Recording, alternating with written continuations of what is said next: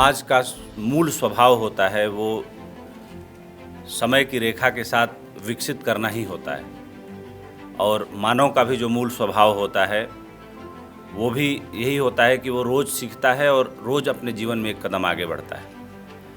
अब ये होता है कि उसको सरल शब्दों में कैसे परिभाषित किया जाए कि जीवन में रोज़ एक कदम आगे बढ़ने से मतलब दूरी नापना है या गुणात्मक परिवर्तन ले आना है अपने जीवन में। गुणात्मक परिवर्तन से मेरा मतलब है कि रोज़ कुछ नया सीखना, कुछ नया करना और अपने को रूपांतरित करना, परिवर्तित करना। जैसे पूरी दुनिया के विकास को देखा जाए तो करीब 3 लाख सालों के बारे में जहाँ भी मैंने पढ़ा है कि पूरी दुनिया के डेवलपमेंट के बारे में करीब 3 लाख सालों तक का आकलन किया गया। 3 लाख सालों में दुनिया में जितना विकास हुआ उतना विकास अगले 3000 सालों में हुआ और जितना विकास, जितना डेवलपमेंट 3000 सालों में हुआ उतना उसके अगले 300 साल में हो गया। यानी कि जैसे जैसे समय की रेखा बढ़ती गई, तकनीक बढ़ती गई, लोगों के काम करने का तरीका बदलता गया और डेवलपमेंट होता गया और जितना विकास 300 सालों में हुआ अब 30 साल में हो रहा है। और अब जो कहा जाता था कि एक जनरेशन को चेंज होने में 30 वर्ष लगते थे, अब एक जनरेशन करीब 5 वर्षों में चेंज हो जा रही है, ऐसा मनोवैज्ञानिकों का मानना है। अगर पूरे समय रेखा को 5 हिस्सों में बांटा जाए तो पहला हिस्सा मैं कह सकता हूं कि गैदरर्स एंड हंटर्स का युग कहेंगे, जिसमें आदमी का जीवन एक जीव की तरह ही था। जैसे आज जंगल में रहने वाले जीव हैं वैसे हम सबसे कमज़ोर प्राणी थे। हमारे अंदर इतना भी साहस और ताकत नहीं था कि सूर्यास्त के बाद एक भी पल के लिए हम बाहर घूम सकें। शरीर आदमी का था लेकिन विचार और जीने का तरीका भी जानवरों की तरह ही था। तो हम शिकार करते थे, दिन में खाते थे और शाम होने से पहले ही कहीं छुप जाते थे। और इस जंगल में मौजूद कुछ जीवों और जानवरों को छोड़ दिया जाए तो आदमी सबसे कमज़ोर प्राणी था। उसके बाद आग का आविष्कार हुआ।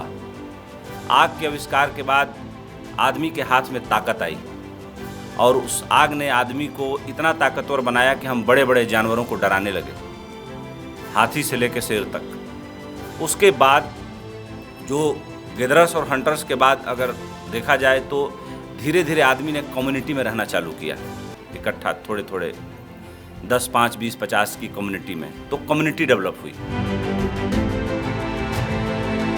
कम्युनिटी जब डेवलप हुई तो तीसरा हिस्सा डेवलप हुआ, खेती करने की कला आई, फिर गांव बने। फिर उसके बाद चौथा हिस्सा आया तो धीरे धीरे हथकरघा से लेके छोटे मोटे उद्योग करने के तरीके विकसित हुए। तो उसको कह सकते हैं कि सेमी इंडस्ट्रियल रिवोल्यूशन हुआ आदमी के जीवन में। आदमी कुछ बनाने भी लगा, उगाने की जगह। उसके बाद अगर बात करें चौथे हिस्से में तो इंडस्ट्रियल रिवोल्यूशन आया।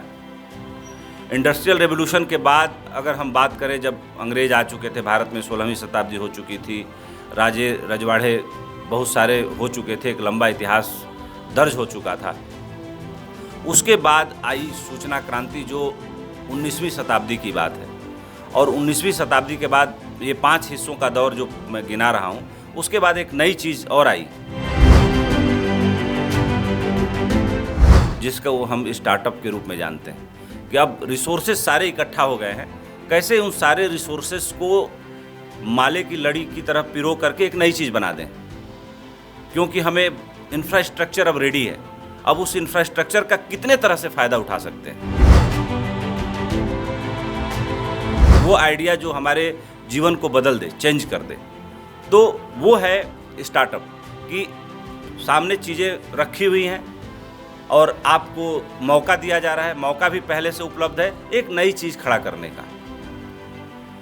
तो जो बात है सस्टेनेबल डेवलपमेंट की, उस पर तो बात करेंगे, लेकिन यहाँ पत्रकारिता के विद्यार्थी उपस्थित हैं और पत्रकारिता के कैंपस में ये बात हो रही है, तो कुछ पत्रकारिता की भी बात मैं ज़रूर करूँगा। और सबसे पहले ये कहूँगा कि जब ये तय हुआ था कि कार्यपालिका, न्यायपालिका, विधायिका और प्रेस, तो कार्यपालिका, न्यायपालिका, विधायिका तो बहुत पहले अस्तित्व में आ गई थी जब राजशाही खत्म हुई थी। लेकिन आज ये जिक्र करना जरूरी है कि ये चौथा खंभा प्रेस कब बना, कब ये जिक्र आया कि न्यायपालिका, कार्यपालिका, विधायिका के साथ साथ अब प्रेस जोड़ा जाए। तो इसकी घटना शुरू होती है ब्रिटेन की पार्लियामेंट हाउस ऑफ कॉमन्स में, जब वहाँ के पार्लियामेंटेरियन और विचारक एडमंड बर्क ने 1787 ईस्वी में जब अपना संबोधन दे रहे थे तो उन्होंने सबसे पहले ये जिक्र किया कि कार्यपालिका, न्यायपालिका, विधायिका के ऊपर इनकी निरंकुशता को रोकने के लिए पब्लिक की तरफ से एक आंख होनी चाहिए और वो आंख स्थापित की जाए प्रेस के रूप में। इनके ऊपर वो नज़र रखेगी ताकि कोई भी व्यवस्था में बैठा मजबूत व्यक्ति निरंकुश न हो पाए।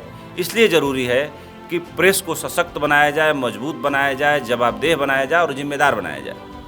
उसके बाद पूरी दुनिया में एडमंड बर्क के इस बयान का इतना असर हुआ कि जहाँ भी सरकार में सुधीजन, अच्छे लोग और अच्छी नीयत से बैठे थे, सबने इसको स्थापित किया। इसी कड़ी में थॉमस जेफरसन, अमेरिका के one of the father figure हैं, उन्होंने भी एक बड़ी प्रेस के सम्मान में बड़ी गहरी बात कही। उन्होंने कहा कि अगर मेरी सरकार हो और उसमें प्रेस न हो तो मैं ऐसी सरकार का नेतृत्व नहीं करना चाहूँगा, लेकिन मेरी सरकार चले न चले लेकिन प्रेस हो तो मैं ऐसी व्यवस्था को चलाना चाहूँगा, भले उसमें मेरी सरकार न हो, मैं राष्ट्रपति न हूँ। तो मुझे लगता है कि पत्रकारों को या प्रेस नामक संस्था को इज्जत देने की दिशा में इतनी बड़ी बात किसी और अमेरिकी प्रेसिडेंट ने नहीं कही, किसी और देश के राष्ट्राध्यक्ष ने नहीं कही। तो अब ये जरूरी है कि जब प्रेस की स्थापना हुई, पूरी दुनिया में अखबार स्थापित हुए, अखबार के बाद टीवी चैनल आए, टीवी चैनल के बाद अब जो है डिजिटल मीडिया आया और डिजिटल मीडिया के बाद अब सोशल मीडिया इतना तेज़ी से जगह बना रहा है, तो ये ज़रूरी है कि जो जवाबदेही मेन स्ट्रीम मीडिया की होनी चाहिए वो जवाबदेही कई बार मेन स्ट्रीम मीडिया उससे कहीं ना कहीं विमुख हो जाता है। तो कुल मिलाकर के आज कह सकते हैं कि मेन स्ट्रीम मीडिया के सामने सोशल मीडिया एक बहुत मौजूद और एक तरीके से सहज अप्रोच वाला प्लेटफॉर्म उपलब्ध है और उस प्लेटफॉर्म के कारण आज आम आदमी के हाथों में भी वो ताकत, वो समझ आई है कि समाज को बदलने की दिशा में बहुत ज़्यादा योगदान आम लोग दे रहे हैं। और ये मैं मानता हूँ कि जो बहस चलती है कि जब टेलीविज़न आ रहा था कि अब अखबार नहीं बचेंगे, ठीक उसी तरीके से आज ये बहस चल रही है कि सोशल मीडिया इतना मुखर हो रहा है कि टीवी चैनल नहीं बचेगा, अब सब कुछ डिजिटल पे शिफ्ट हो जाएगा। ये बहस जब ट्रांजिशन फेज होता है तो चलती है, लेकिन नेशनल मीडिया का, मेन स्ट्रीम मीडिया का भी अपना एक अलग महत्व है। आम तौर पर हम वही दे पाते हैं जो हमारे अंदर होता है। बुद्ध ने कहा कि जो तुम सोचते हो वही बन जाते हो, जो तुम करना चाहते हो वही तुम अपनी तरफ अट्रैक्ट करते हो। तो अगर हम अच्छा करना चाहते हैं, बढ़िया करना चाहते हैं, बड़ा करना चाहते हैं, तो पहले हमें खुद वैसी यात्रा करनी पड़ेगी। अगर हम वैसी यात्रा नहीं करते तो हम बड़ा और अच्छा कैसे करेंगे। दयावान और देने वाला वो आदमी होता है जिसके अंदर परमात्मा ने धन और दौलत से उसे नवाजा होता है। कोई बहुत गरीब आदमी चित्रकार नहीं बना। वान गाग की कहानी लोग जानते हैं, लेकिन वान गाग का भाई बहुत अमीर था। वान गाग के पिता भी बहुत अमीर थे। वान गाग ने गरीबी को चुना। और कहानी है कि एक बार उसने अपने पूरे जीवन में जो उसका भाई उसको पैसा भेजता था, उस पूरे पैसे से वो कैनवास और पेंटिंग और तमाम चीज़ें खरीद लेता था। तो उसके भाई को रोज़ उसको टिफ़िन भेजना पड़ता था खाने के लिए कि ये सगा भाई ये भूखे मर जाएगा। इस कदर मतलब पेंटिंग में और चित्रकारी करने में और आर्ट में इस कदर ये पागल है। तो एक बार उसके भाई को दया आई कि अपने भाई को मैं इतना अमीर हूँ तो कुछ पैसे ही दिलवा देता हूँ। तो वान गाग ने पेंटिंग की प्रदर्शनी लगाई और वहाँ पे 2-3 लोग आए और उन्होंने खटाखट सारे चित्र खरीद लिए। तो वैन गॉग ने सारे चित्रों को रोका, सारी पेंटिंग्स को रोका, बोला कि इसमें से एक भी बेचने वाला नहीं हूँ मैं। तो बोला क्यों? बोला कि तुम लोग जैसे दुकान पे से राशन और सब्जी खरीदी जाती है उस तरह से तुम लोग पेंटिंग खरीदने आए हो। मेरे भाई ने भेजा है तुम लोगों को, तुम लोगों को चित्रों की कोई समझ ही नहीं है। चित्र इस तरह से, पेंटिंग इस तरह से नहीं खरीदी जाती, इसलिए मैं इसमें से एक भी पेंटिंग नहीं बेचने वाला, तुम लोग जाओ। तो मैं कहना ये चाहता हूँ कि जो लोग जीवन में संवेदनशील हुए, बड़े हुए, वो भावनाओं से भरे हुए, उन्होंने दुनिया को कुछ दिया। अगर सब कुछ चुना चुनाया, बना बनाया आपके जीवन में दे दिया है तो आप क्या विकास करेंगे? और जब आप विकास नहीं करेंगे तो क्या सस्टेनेबल डेवलपमेंट होगा? वो कमजोरी विकास होगा। जब आपके व्यक्तित्व का मजबूत विकास नहीं होगा तो विकास क्या होगा फिर? तो पहले जरूरी है कि मजबूत व्यक्तित्व वाले लोग बने, और मजबूत व्यक्तित्व वाले लोग वही बनेंगे जो समझ से चलते हैं।